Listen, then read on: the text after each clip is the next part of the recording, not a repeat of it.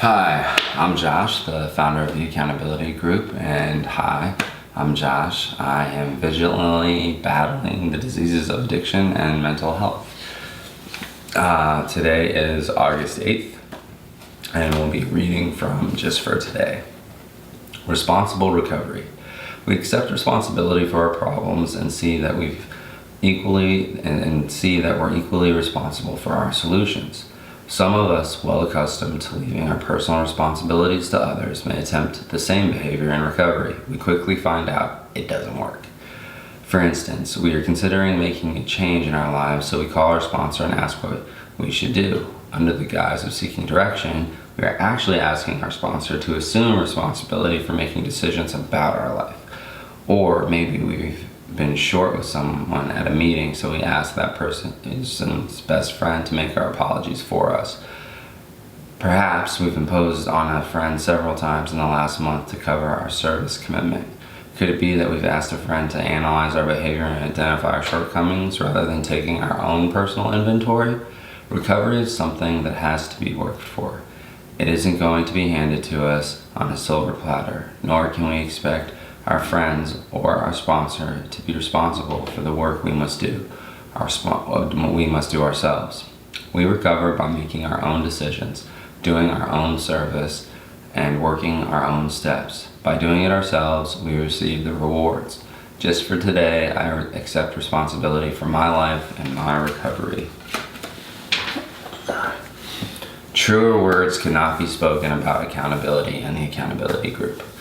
I can only control my actions, thoughts, and behaviors, and that's my experience aspect of my experience, strength, and hope.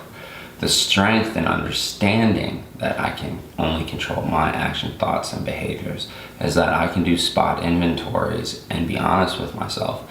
Am I doing this for the best interest of my sobriety? Is what I'm doing moving me closer towards recovery or closer towards relapse? That's one of the things one of my first sponsors told me, is that every action you take is either moving you closer towards recovery or closer towards relapse. It's binary. It's as simple as that. So for me, I try and take as much personal responsibility for the things that I do, and then the things that are out of my control, they're out of my control. So I just have to go with the flow and live life on life's terms, because life gets lifey.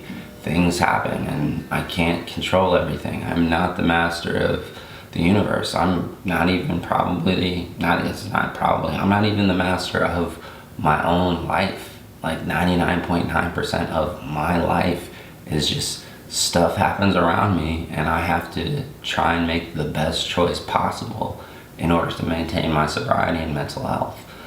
And that responsibility, that accountability is on me.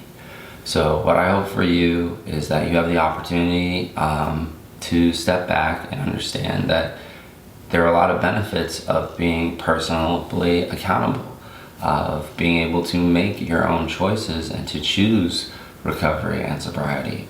It's the hardest thing I've ever done. So I'm not going to sit here and tell you it's easy. And I'm definitely not going to say something like, oh, well, just stop drinking, just stop using, just stop being sad, just stop being anxious. When people say that to me and they think it's like a light switch, like the hairs on the back of my neck stand up, and like I want to say something really to them, but then I take a step back, say the serenity prayer in my head, maybe more than once, depending on how much they've gotten under my skin. And I don't know why it gets under my skin. I shouldn't allow it to do that after this much time, but it still does sometimes. And then I'll do a spot inventory and kind of see, okay, where am I at?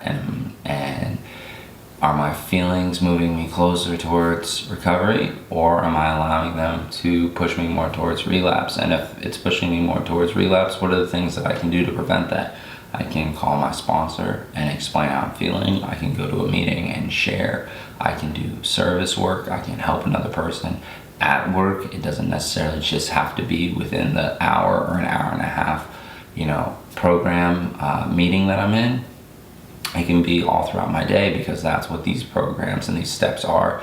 They're a blueprint and instructions for how to navigate life, not just how to stay sober. That's how I've always viewed them once it all clicked for me. was that this isn't a program just for staying sober. It's a simple program for complicated people, but it's also a simple program for people who want to live a fulfilling, happy, and healthy life. And that's what I've gained from it, and that's what I hope you gain from it as well. So with that being said, please subscribe to our channel, like our videos, and most importantly, please participate in the comment sections, whether you're new and you need to explain what you're going through or ask for advice, or you're someone who's had experience underneath their belt and would love to share your experience, strength, and hope. I guarantee some of that will resonate both ways, because when you've had time underneath your belt and you go to a newcomer meeting, you realize, okay, I never want to go back to that point in time. For me, it's I never want to wake up to fluorescent lights and a whole bunch of tubes in different parts of my body that I really would not like them to be. That's me personally, so not the best. But there's so many different ways that we can hold each other accountable, keep each other accountable, and that's why I created the accountability group. Additionally, because of my moving process, you can reach us, you can reach me directly through YouTube or through Twitter. The handle is #buildinghope, or through Instagram, which is #recovery. This isn't promotion or publicity, it's just because sometimes you'll just need to vent. I know I need to vent. I'm pretty sure my sponsor and grant sponsor, it is 1:50. I'm waiting patiently for it to hit 5 a.m. and I'm completely spill my guts about some stuff, because they're both part of the 5 a.m. club and they wake up early like myself. I just happen to have chronic insomnia, so I slept from about 8 to 10:30, and now I'm just gonna be up for the rest of the day. That's just how it is. I don't know. You can give me 300 milligrams of trazodone, Seroquel, whatever you want.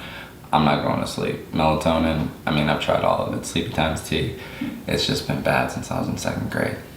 But now I'm rambling. So again, subscribe to our channel, like our videos. Most importantly, please, please, please use the comment section. Share with us your experience, strength, and hope. Ask questions, and try and learn from one another and help keep each other sober.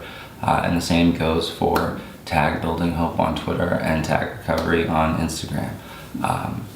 All we want to do is help. If we have the possibility, if we can save one life, save just one life, then I think that's a huge win. I think it's worth all this work, all of the bootstrapping that I've done to get this off the ground, in order to try and help people. So if we can save just one life, that means the world to me. I think that's such a precious gift. Being alive is a precious gift, and I don't want to waste any more of my time by misusing it or abusing it through substance use and allowing my mental health to take me down. So yeah, life is for the living, and I hope that you have the opportunity to live a truly great and amazing life full of love, laughter, and just wonderful memories. So with that, I'm Josh, the founder of the Accountability Group, and I'm still Josh, the paladin, vigilantly and valiantly fighting the diseases of addiction and mental health. Thank you.